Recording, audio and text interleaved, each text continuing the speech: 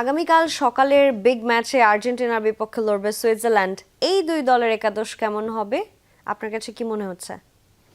অবশ্যই এটা তো একটা বিগ ম্যাচ আর্জেন্টিনার জন্য, কোয়ার্টার ফাইনাল লড়াই, এবং আমার কাছে মনে হয় যে হাড্ডাহাড্ডি একটা লড়াই হবে। আর্জেন্টিনা অবশ্যই এই ম্যাচে ফেভারিট। সুইজারল্যান্ডের বিপক্ষে কোনোভাবেই আর্জেন্টিনাকে আমি সমানভাবে রাখতে চাই না। আর্জেন্টিনা মোটা দাগেই ফেভারিট, তবে সুইজারল্যান্ড একটু ফিজিক্যাল ফুটবল খেলে, তাদের ডিফেন্সটা বেশ ডিসিপ্লিন। আমরা যদি অস্ট্রিয়া যেই ধরনের ফুটবল খেলেছিল, ওয়ান কাইন্ড অফ একই ধরনের ফুটবল খেলবে, তবে সুইজারল্যান্ডের একাদশ এবং আর্জেন্টিনার একাদশ নিয়ে আলোচনা করে আমি বিস্তারিত আরেকটু ডিটেল ধারণা দেওয়ার চেষ্টা করব দর্শকদের। আমরা শুরুতে একটু আর্জেন্টিনার সম্ভাব্য একাদশটা যদি দেখাতে চাই, যে আর্জেন্টিনা তো আসলে একাদশে খুব বেশি স্কালোনি চেঞ্জ করে না, আনলেস যদি ইনজুরি সমস্যা থাকে।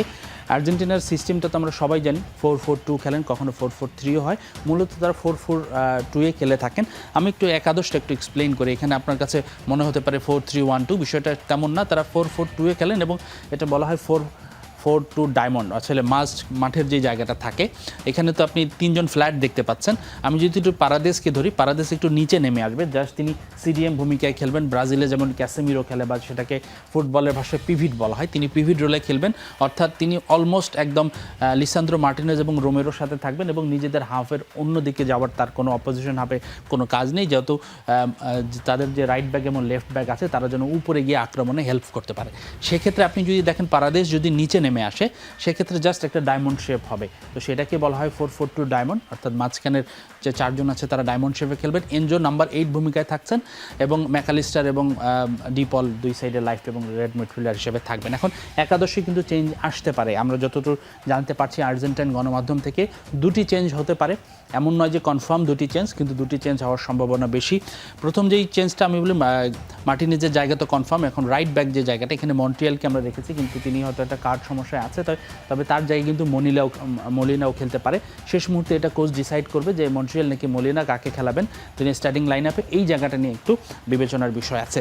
দুই সেন্টার ডিফেন্ডারের জায়গা তো একবারে পাকা, ক্রিশ্চিয়ান রোমের এবং লিসান্দ্রো মার্টিনেজ, তারা আনটাচেবল। তারা যদি ইনজুর্ড না থাকে এই দুজনেই খেলবেন, দুজনেই গোল করতে পারেন, দুজনের কাছে লং পাস আছে, এবং সেটা আর্জেন্টিনার কৌশলের গেম প্ল্যানের বড় একটা অংশ।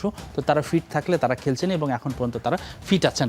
লেফট ব্যাকের জায়গায় তেগলিফিয়াকোই খেলছেন, যদিও এর আগে আমরা দেখেছি ফাকিন্তো মেদিনাও ভালো পারফরমেন্স করছে, কিন্তু তেগলিফিয়াকো সবসময় নাম্বার 1 চয়েস ছিলেন।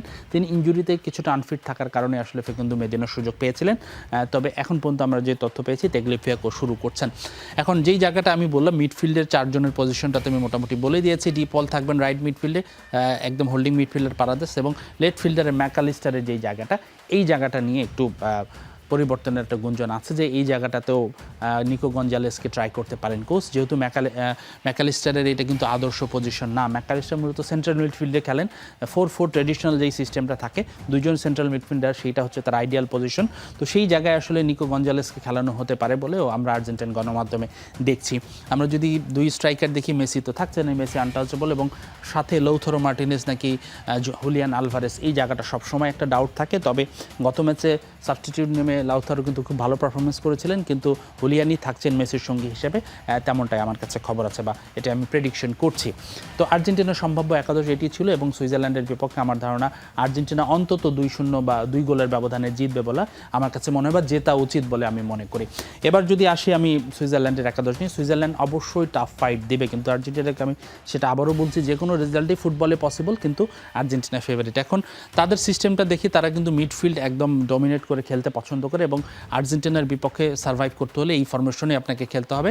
4-2-3-1 তাদের ফরমেশন, এবং তাদের দুইটা জায়গায় কিন্তু কনসার্ন আছে। তাদের দুই ফুটবলার নিয়মিত তারা ইনজুর্ড, তারা একাদশে এই ম্যাচেও থাকবেন না। তাদের যে রাইট ব্যাক, তিনি ইনজুর্ড। মূলত যে জাকারিয়া, যিনি রাইট ব্যাক হিসেবে গত ম্যাচেও খেলেছিলেন, ইনিও খেলছেন, তিনি কিন্তু মূলত একজন ডিফেন্সিভ মিডফিল্ডার, তবে তিনি খারাপ করেননি। এর আগের ম্যাচও কলম্বিয়ার বিপক্ষে তার কাজটি তিনি করেছেন, এবং তাদের যে নিয়মিত যে হোল্ডিং মিডফিল্ডার, তিনিও কিন্তু ইনজুর্ড। তো সেই জায়গাতেই তাদের একটা সেটব্যাক আছে। সুইজারল্যান্ডের দুইজন মেইন 11-এর প্লেয়ার তারা ইনজুর্ড, তারা এই ম্যাচে খেলতে পারবে না। তাদের 3 জন প্লেয়ার ইনজুরিতে আছেন, তার মধ্যে 2 জন কিন্তু স্টার্টার ছিল। তো যাই হোক, এটা হলো একাদশ। এখন আমি যদি তাদের একাদশটা বলি, আমার কাছে মনে হয় যে রদ্রিগেজ তাদের যে লেফট মিডফিল্ডার লেফট ব্যাক আছেন তার ভূমিকাটা ইম্পর্টেন্ট। গ্রানিট জাকা আছেন মাঝমাঠে, তাদের স্ট্রাইকারটা এমন হবে কারণ আমরা আর্জেন্টিনা কিন্তু মিডিল আক্রমণের দল।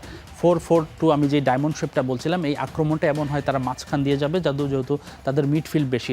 আর্জেন্টিনার কিন্তু উইঙ্গার সেই হিসেবে দলে নেই, একাদশে নেই। আপনি যদি দেখেন লোসেলসও আছে কিন্তু লোসেলসও একাদশে থাকেন না। তো আর্জেন্টিনার আক্রমণটাই মাঝমাঠ দিয়ে তৈরি হবে এবং সেই আক্রমণটা থামানোর জন্যই কিন্তু সুইজারল্যান্ড মিডফিল্ডে আধিক্য রাখবেন। অলমোস্ট তাদের স্ট্রাইকার বাদে সবাই তাদের হাফে এসে আর্জেন্টিনাকে আটকানোর চেষ্টা করবে, ডিফেন্ড করার চেষ্টা করবে। এটাই হবে কিন্তু মূলত ম্যাচের কৌশল।